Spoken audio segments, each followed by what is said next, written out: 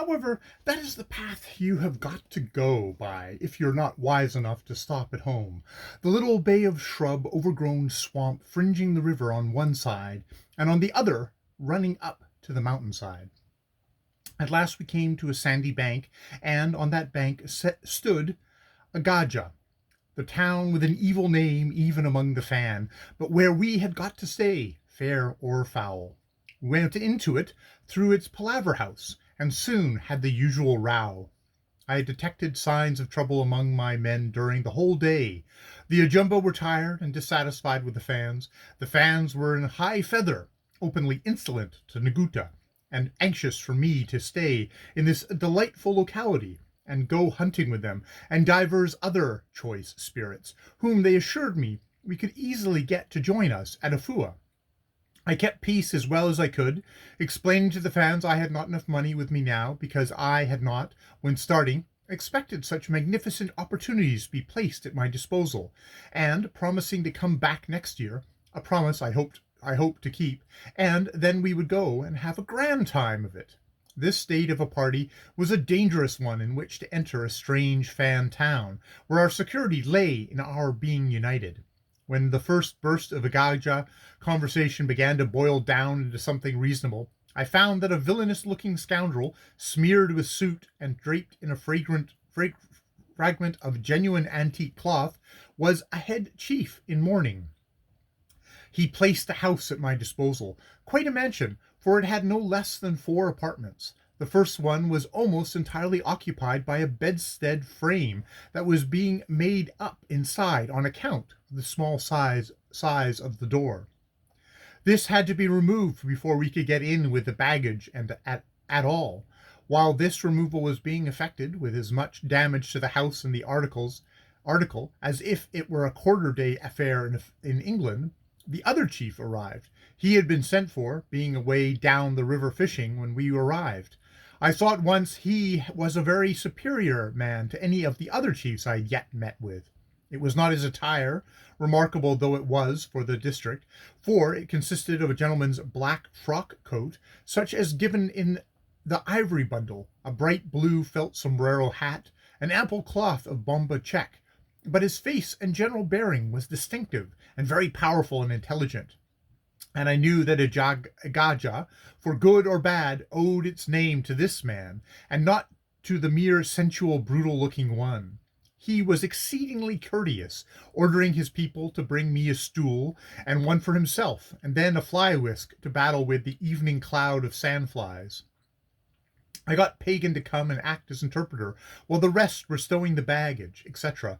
After compliments, tell the chief, I said, that I hear of this town is a thief town. Better not, sir, says Pagan. Go on, I said, or I'll tell him myself. So Pagan did. It was a sad blow to the chief. Thief town, this highly respectable town of Igaja, a town whose moral conduct in all matters, schedule, was an example to all towns, called a thief town? Oh, what a wicked world! I said it was, but I would reserve my opinion as to whether Igaja was a part of the wicked world or a star-like exception until I had experienced it myself.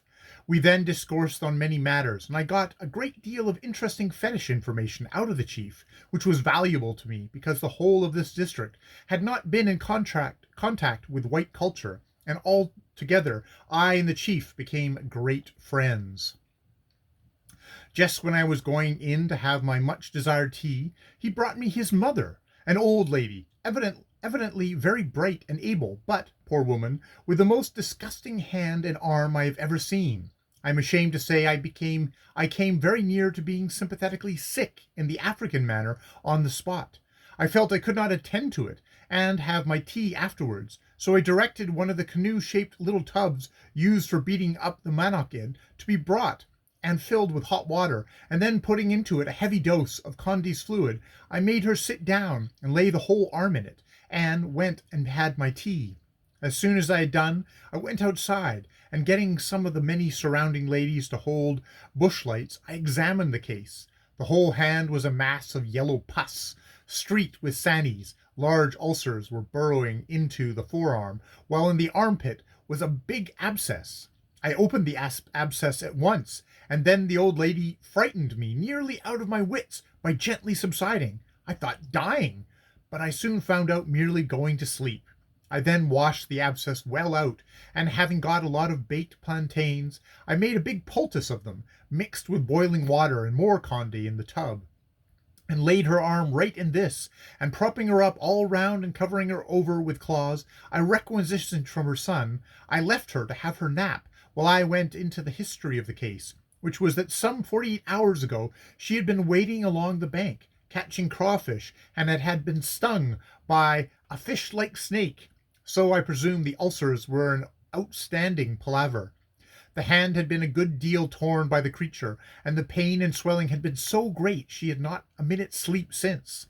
As soon as the poultice got chilled, I took her arm out and cleaned it again, and wound it round with dressing, and had her ladyship carried bodily, still asleep, into her hut, and, after rousing her up, giving her a dose of that fine preparation pill, Crotis cum hydrangea, saw her tucked up on her own plank bedstead for the night, sound asleep again. The chief was very anxious to have some pills too, so I gave him some, with firm injunctions only to take one at the first time. I knew that one would teach him not to take more than one forever after, better than I could do if I had talked from June to January. Then all the afflicted of Gaja turned up and wanted medical advice.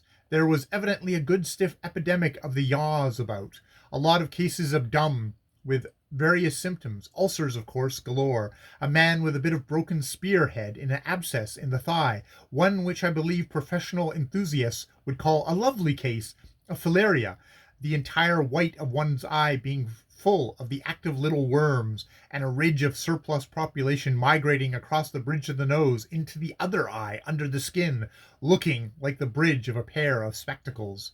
It was past 11 before I had anything like done, and my men had long been sound asleep. But the chief had conscientiously sat up and seen the thing through. He then went and fetched some rolls of bark to put on my plank, and I gave him a handsome cloth I happened to have with me, a couple of knives, and some heads of tobacco, and wished him good night, blockading my bark door, and picking my way over my sleeping Ajumba into an inner apartment, which I also blockaded, hoping I had done with Igaja for some hours. No such thing. At 1:45 the whole town was roused by the frantic yells of a woman. I judged there was one of my beauties of fans mixed up in it, and there was, and after paying damages got back again by 2:30 a.m. and off to sleep again instantly. At 4 sharp, the whole town of Gaja plunged into motion and worse shindy. I suggested to the Ajumba they should go out, but no, they didn't care a row of pins if one of our fans did get killed. So I went, recognizing Kiva's voice in high expostulation. Kiva, it seems, a long time ago, had a transaction in a tooth of ivory with a man who, unfortunately, happened to be in this town tonight, and Kiva owed the said man a coat.